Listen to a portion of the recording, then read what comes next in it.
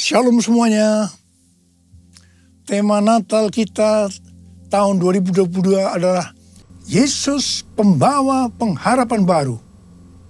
Ayat emasnya dari Kolose 1 ayat 27 yang berkata, kepada mereka Allah mau memberitahukan betapa kaya dan mulianya rahasia itu di antara bangsa-bangsa lain, yaitu Kristus ada di tengah-tengah kamu. Kristus yang adalah pengharapan akan kemuliaan. Haleluya. Sesuai dengan Lukas 2 ayat 8 sampai dengan 12. Ketika gembala-gembala yang tinggal di padang menjaga kawanan ternak mereka di malam hari, tiba-tiba berdiri seorang malaikat Tuhan dekat mereka. Dan kemuliaan Tuhan bersinar meliputi mereka. Dan mereka sangat ketakutan. Lalu kata malaikat itu kepada mereka, jangan takut. Sebab sesungguhnya aku memberitakan kepadamu kesukaan besar untuk seluruh bangsa. Hari ini telah lahir bagimu juru selamat, yaitu Kristus Tuhan di kota Daud. Dan inilah tandanya bagimu. Kamu akan menjumpai seorang bayi dibungkus dengan lampin dan terbaring di atas palungan. Kelahiran Yesus Kristus sebagai juru selamat yang berarti lahirnya sang pembawa pengharapan baru bagi dunia akan memberikan kesukaan besar bagi seluruh bangsa. Alkitab berkata, semua orang telah berbuat dosa. Semua orang telah berbuat dosa dan telah kehilangan kemuliaan Allah. Upah dosa ialah maut, mati. Tempatnya di neraka. Neraka adalah tempat yang sangat mengerikan. Jangan sampai masuk neraka. Yesus Kristus lahir ke dalam dunia ini sebagai juru selamat yang bisa diartikan pembawa pengharapan baru untuk menyelamatkan manusia dari hukuman kekal selama-lamanya di neraka. Kelahiran Yesus Kristus disambut dengan nyanyian pujian oleh malaikat-malaikat dan sejumlah bala tentara surgawi yang memuji Allah, katanya, kemuliaan bagi Allah di tempat yang maha tinggi dan damai sejahtera di bumi di antara manusia yang berkenan kepadanya. Kemuliaan bagi Allah di tempat yang maha tinggi, damai sejahtera di bumi di antara semua umat manusia yang berkenan padanya. Kemuliaan bagi Allah di tempat yang maha tinggi, damai sejahtera di bumi di antara semua umat manusia yang berkenan padanya. Di antara semua umat manusia yang berkenan padanya.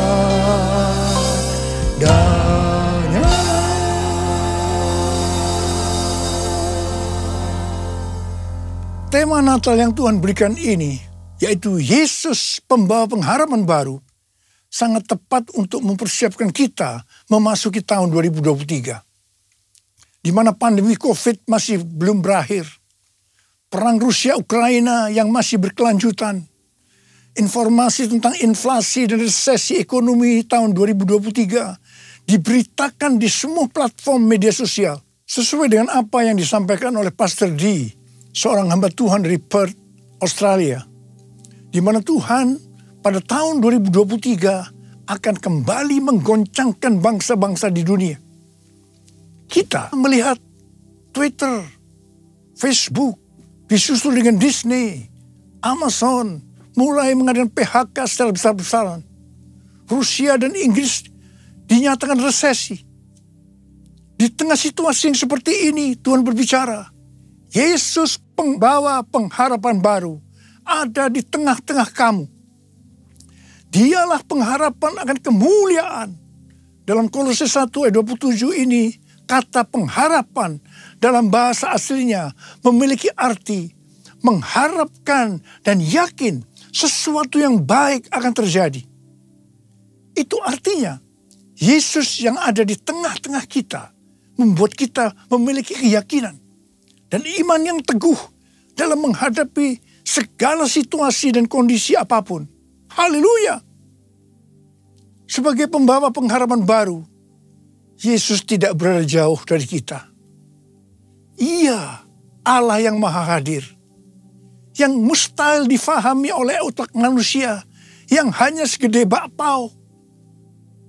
Namun menyatakan dirinya sebagai Immanuel, yang artinya Tuhan beserta kita. Tuhan bersama kita. Pertama-tama melalui kelahirannya sebagai manusia, yang kita peringati sebagai peristiwa Natal.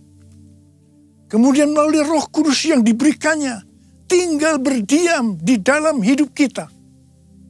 Ini semua dapat diartikan bahwa Yesus ada di dalam kita.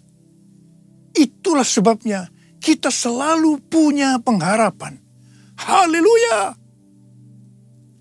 Keberadaan Yesus sebagai pembawa pengharapan baru di tengah-tengah kita. Inilah yang dikatakan oleh Rasul Paulus kepada jemaat Kolose sebagai pengharapan akan kemuliaan. Kemuliaan ini menunjukkan pada hari kebangkitan, ketika orang kudus akan menerima tubuh baru mereka yang dimuliakan, atau yang dikenal dengan pemuliaan atau glorification. Kita mengenal ada 3 tahap proses keselamatan. Tahap yang pertama, pembenaran atau justification. Kita dibenarkan bukan karena perbuatan baik kita, tetapi karena kasih karunia Tuhan yang kita responi dengan iman. Pada tahap ini, setelah kita bertobat dan menerima Tuhan Yesus sebagai juru selamat, kita akan mengalami kelahiran baru. Kelahiran baru adalah proses awal perjalanan rohani kita bersama Tuhan Yesus. Tahap yang kedua dari proses keselamatan adalah pengudusan atau sanctification. Dalam proses ini, kita dikuduskan secara terus-menerus melalui Roh Kudus dan firman Allah. Dalam proses ini, kita bisa saja jatuh atau mengalami kegagalan. Tetapi yang penting, kita jangan berhenti. Tetapi harus bangkit dan terus maju. Pertobatan adalah kunci untuk kita bisa terus maju. Goal dari proses pengudusan ini adalah menjadikan kita menjadi serupa dengan gambarnya. Roma 8 ayat 29 berkata, sebab semua orang yang dipilihnya dari semula, mereka juga ditentukannya dari semula untuk menjadi serupa dengan gambaran anaknya. Supaya ia, anaknya itu, menjadi yang sulung di antara banyak saudara. Ini berarti goal kita sebagai orang Kristen adalah menjadi serupa dengan gambarnya. Untuk menjadi serupa dengan gambarnya, sesuai dengan 1 Yohanes 2 ayat 6 yang berkata, barang siapa mengatakan bahwa ia ada di dalam dia, ia wajib hidup sama seperti Kristus telah hidup. Karena kita hidup sama seperti Kristus telah hidup, maka kita akan menjadi serupa dengan gambarnya. Menjadi serupa dengan gambarnya artinya menjadi murid Tuhan Yesus. Tahap ketiga dari proses keselamatan, mereka yang menjadi serupa dengan gambarnya. Pada saat Tuhan Yesus datang di awan-awan untuk menjemput gerejanya, tubuh mereka akan menerima tubuh baru yang dimuliakan atau dikenal dengan pemuliaan atau glorification. Dan setelah itu kita akan diangkat bersama-sama untuk bertemu dengan Yesus Kristus di awan-awan. Dan kita akan masuk surga. Dan selanjutnya akan bersama-sama dengan Tuhan Yesus selama-lamanya. Haleluya! Alkitab Penuntun Hidup Berkelimpahan memberikan catatan. Penjelasan bahwa Kristus yang diam di dalam kita adalah jaminan untuk memperoleh kemuliaan dan hidup kekal. Ini akan terjadi hanya jikalau Ia tinggal di dalam kita. Dan kita terus-menerus berhubungan erat dengan Dia. Kita hidup intim dengan Dia. Betapa besar kasih-Mu Allahku, sehingga Kau berikan Yesus padaku, supaya aku tidak binasa, melainkan beroleh hidup yang kekal. Ku sembah Kau, ku sembah Kau, Engkau yang layak untuk ku sembah.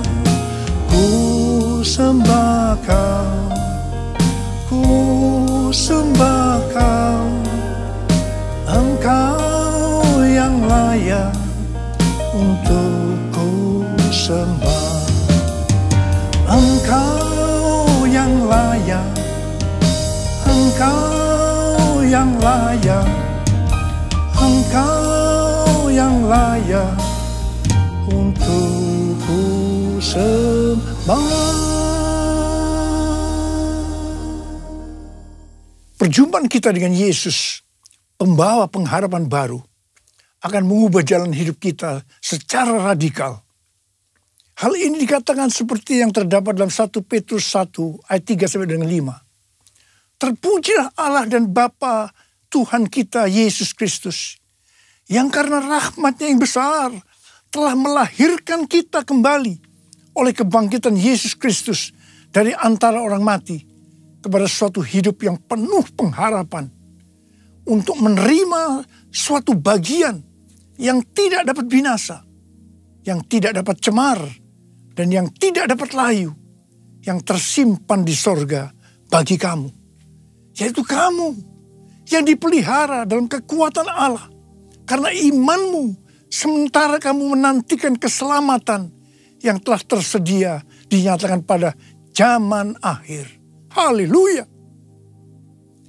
Tema Natal Sinode Gereja Betel Indonesia adalah Yesus datang untuk mengubah jalan hidupku. Dalam Alkitab kita melihat bagaimana perjumpaan pribadi dengan Yesus membuat jalan hidup Paulus berubah. Pada waktu Paulus dalam perjalanan menuju Damsyik, dengan semangat yang menyala-nyala untuk mengancam dan membunuh murid-murid Tuhan, untuk menangkapi mereka dan membawanya ke Yerusalem, di sana justru jalan hidupnya berubah secara radikal. Paulus mengalami perjumpaan secara pribadi dengan Tuhan Yesus. Saulus, si penganiaya murid-murid Tuhan Yesus, diubahkan Tuhan menjadi Paulus, seorang murid Yesus dan rasul yang menjadikan banyak orang menjadi murid Tuhan Yesus. Ia memberitakan Yesus di rumah-rumah ibadat dan mengatakan bahwa Yesus adalah anak Allah. Perjumpaan kita secara pribadi dengan Yesus, pembawa pengharapan baru, juga harus mengubahkan kita menjadi murid Tuhan Yesus. Setelah Paulus secara pribadi mengalami perjumpaan dengan Yesus, pembawa pengharapan baru, ia berkata dalam Kolose 1 ayat 28 dan 29, Dialah yang kami beritakan, apabila tiap-tiap orang kami nasihati, dan tiap-tiap orang kami ajari dalam segala hikmat, untuk memimpin tiap-tiap orang kepada kesempurnaan dalam Kristus. Itulah yang kuusahakan dan kupergumulkan dengan segala tenaga, sesuai dengan kuasanya yang bekerja dengan kuat di dalam aku. Jadi yang Paulus lakukan setelah dia berjumpa secara pribadi dengan Yesus, pembawa pengharapan baru. Yang pertama, Paulus senantiasa memberitakan Kristus dengan segala tenaga. Tenaga yang dimaksudkan bukan dengan kekuatan sendiri, melainkan dengan kekuatan Roh Kudus yang bekerja dengan kuat dalam dirinya. Hal yang kedua, apa yang Paulus lakukan ini, dia kerjakan bukan untuk mencari keuntungan bagi dirinya sendiri, melainkan bagi kepentingan jemaat, agar mereka semua dapat bertumbuh secara rohani, serta memimpin mereka kepada kesempurnaan dalam Kristus. Ini adalah semangat untuk memberitakan Injil, semangat untuk memuridkan jemaat. Ini adalah semangat untuk menuntaskan amanat agung. Saya mengajak kita semua untuk mengalami perjumpaan secara pribadi dengan Tuhan Yesus, Sang Pembawa pengharapan baru. Saya percaya kita akan melakukan seperti apa yang dilakukan oleh Rasul Paulus. Sesuai dengan 2 Timotius 3 ayat 1 yang berkata, ketahuilah bahwa pada hari-hari terakhir akan datang masa yang sukar.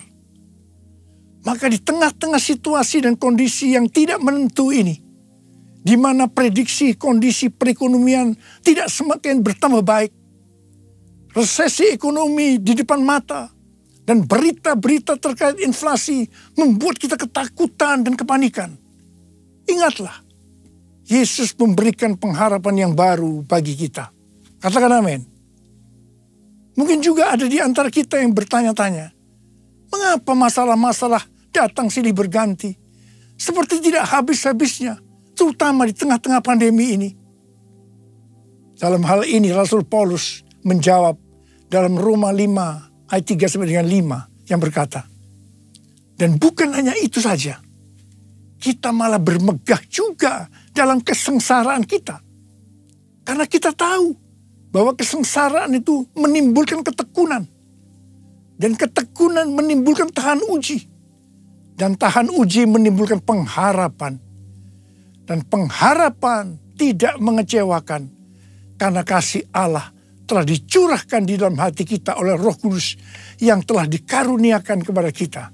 Haleluya! Juga Roma 12 ayat 12 berkata, bersukacitalah dalam pengharapan, sabarlah dalam kesesakan, dan bertekunlah dalam doa. Di sini diingatkan bahwa dalam setiap tantangan, kesesakan, selalu ada pengharapan. Karena itu kita harus tetap bersukacita, harus sabar dan bertekun dalam doa. Mari, saya ajak saudara untuk memperkatakan Roma 8 ayat 28. 1, 2, 3. Kita tahu sekarang bahwa Allah turut bekerja dalam segala sesuatu, enak maupun tidak enak, untuk mendatangkan kebaikan bagi mereka yang mengasihi Dia, yaitu bagi mereka yang terpanggil sesuai dengan rencana Allah. Karena itu, kita harus bersukacita dalam pengharapan, karena pengharapan dalam Kristus tidak akan mengecewakan. Haleluya! Yesus datang membawa pengharapan. Yesus datang membawa kesembuhan. Kasih-Nya yang sanggup memulihkan semua yang percaya. Haleluya, haleluya, terpujilah Tuhan. Haleluya, haleluya, haleluya, amin. Haleluya, amin. Haleluya, amin. Tuhan Yesus dalam Markus 4 ayat 29 mengingatkan kita bahwa musim menuai sudah tiba.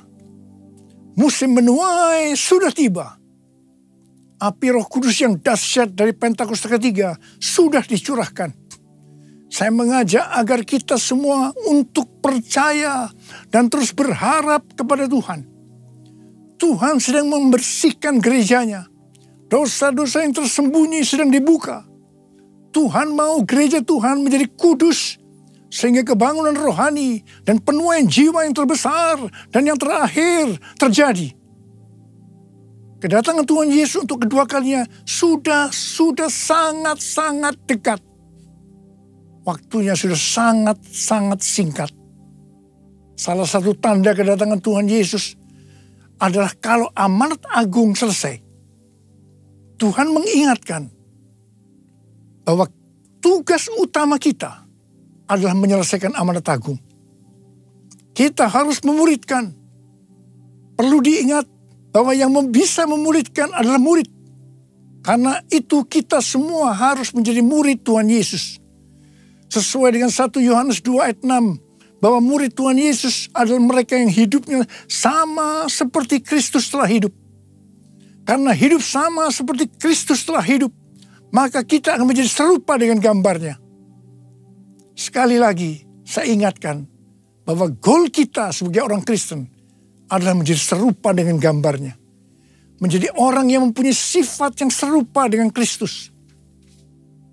1 Korintus 13 ayat 13 berkata, demikianlah tinggal ketiga hal ini, yaitu iman, pengharapan, dan kasih. Dan yang paling besar di antaranya ialah kasih. Kasih di sini artinya mempunyai sifat serupa dengan Kristus. Kasih lebih besar dari iman dan pengharapan. Jadi yang paling besar dalam kerajaan Allah adalah mereka yang mempunyai sifat serupa dengan Kristus. Yaitu mereka yang hidup saleh dan mengasihi Tuhan. Bukan mereka yang besar dengan prestasi lahiriah. Untuk menjadi serupa dengan gambarnya, kita harus mempunyai iman yang kuat. Dan pengharapan yang kuat kepada Tuhan. Sekali lagi saya ingin mengingatkan kepada kita. Bahwa hanya mereka yang serupa dengan gambarnya, yaitu murid Tuhan Yesus saja yang akan masuk surga. Waktu kedatangan sudah semakin dekat. Mari kita semakin serius untuk mempersiapkan diri. Untuk menjadi murid. Menjadi serupa dengan gambarnya. Sehingga pada saat dia datang di awan-awan. Kita akan ikut dalam pengangkatan. Dan selanjutnya masuk surga bersama Tuhan Yesus.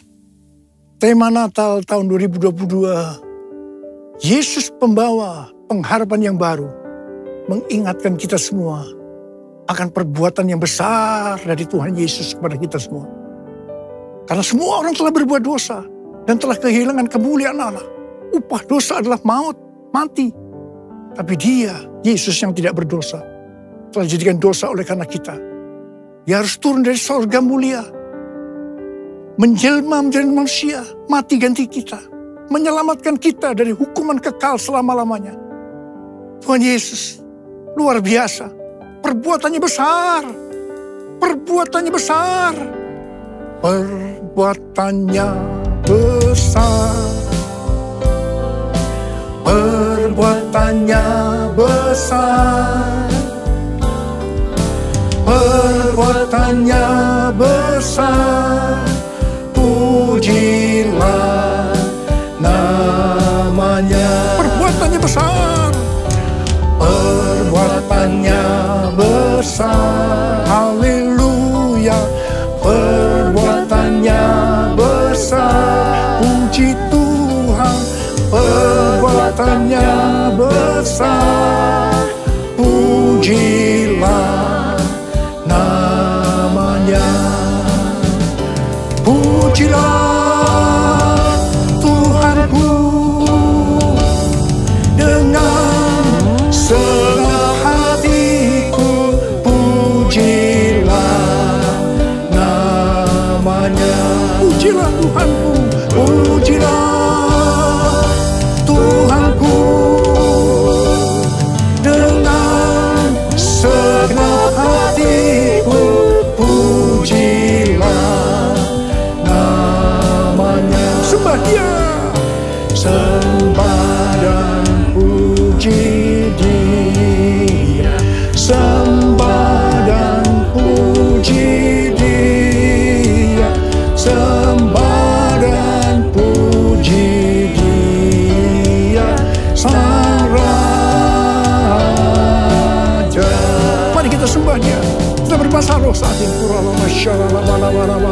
Berbahasa roh, berbahasa roh.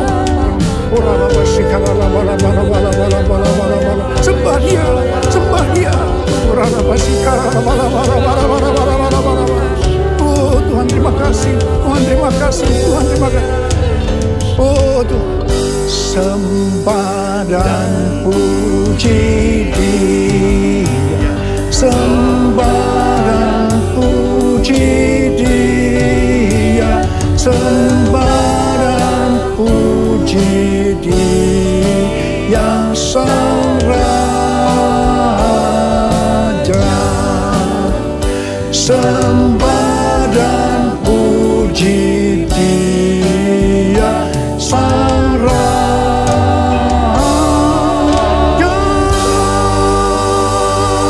Berikan tepuk tangan buat Tuhan, berikan tepuk tangan buat Tuhan. Bapa terima kasih, Bapa terima kasih. Berkati semua anak-anak-Mu, urapi mereka Tuhan. Akan memasuki tahun 2023, pengurapan Tuhan turun atasmu. Terima, terima pengurapan Tuhan, terima, terima, terima. Sembuh dalam nama Yesus, sembuh dalam nama Yesus. Dipulihkan dalam nama Yesus, pulihkan. Terima kasih, terima kasih. Bapa Engkau baik, Tuhan Yesus baik, Tuhan Yesus Engkau baik. Terima kasih, terima kasih, terima kasih, terima kasih, terima kasih. Dalam nama Yesus, amin. Saudara, sekali lagi saya akan mengucapkan kepada saudara semua, selamat Hari Natal 2022. Tuhan Yesus memberkati kita semua berlimpah, limpah, limpah. Amin. Mari angkat tangan saudara, terima berkat Tuhan. Kasih karunia yang berlimpah-limpah daripada Allah Bapa dalam Anak yang tunggal Yesus Kristus. Persekutuan yang manis dengan Roh Kudus menyertai saudara sekalian mulai hari ini sampai Tuhan Yesus datang menjemput kita di awan-awan dan bahkan sampai selama-lamanya. Yang percaya bersama-sama katakan amin.